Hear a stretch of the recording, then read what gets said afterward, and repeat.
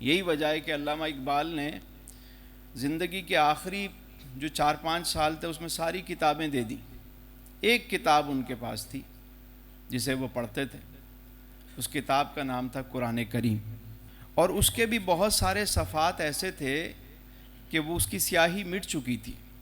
یعنی بعض آیتوں پہ وہ جب پڑھتے تو اتنا روتے کہ وہ سیاہی مٹ چکی تھی ان آیتوں کی. خالق کی کتاب کسی کو سمجھ میں آ جائے تو پھر اسے مخلوق کی کتابوں کی ضرورت نہیں رہتی. یہی وجہ ہے کہ مولانا روم نے جب ساری کتابیں چھوڑ دیں، جب عشق ہوا تو پھر وہ ساری کتابیں چھوڑ کے چل پڑے.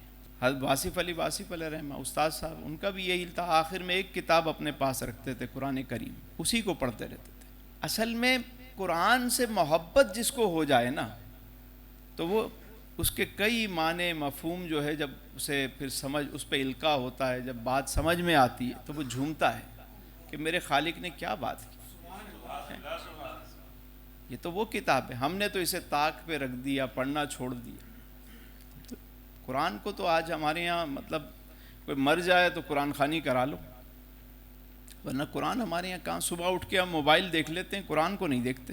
ہماری جو زوال کے اسباب ہیں ان میں یہی، جو خالق نے جو کتاب دی، جو زندگی گزارنے کی ہمیں جو کتاب دی گئی وہ ہم پڑھتے نہیں ہیں. صبح اٹھ کے روزانہ بھلے ایک صفحہ پڑھیں، ایک رکوع پڑھیں، لیکن بغیر قرآن پڑھے باہر نہ نکلا کریں. میری یہ گزارش ہے، جتنے مجھ سے محبت کرتے ہیں، جتنا جو سن رہے ہیں، جو سنیں گے، ان سے میری یہ گزارش ہے کہ صبح اٹھ کے سب سے پہلے قرآن کریم کو پڑھا کریں.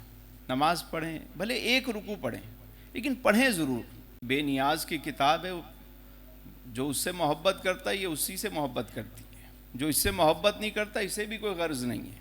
شروع میں تو ہو سکتا ہے آپ کا دل نہ لگے، لیکن وسوسے آئیں، مگر پہلے دن 100 وسوسے آئیں گے تو دوسرے دن اگر آپ بیٹھیں گے تو 99 آئیں گے، پھر 98، پھر 97، پھر 96، بتدریج کم ہوتے چلے جائیں گے.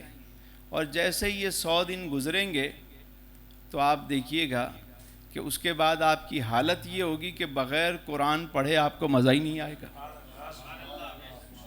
آپ نے دیکھا ہوگا گھروں میں ہمارے کوئی بزرگ ہوں، کوئی ایسے جو قرآن پڑھنے والے ہیں، وہ صبح اٹھ کے قرآن آج بھی پڑھ رہے ہوتے ہیں.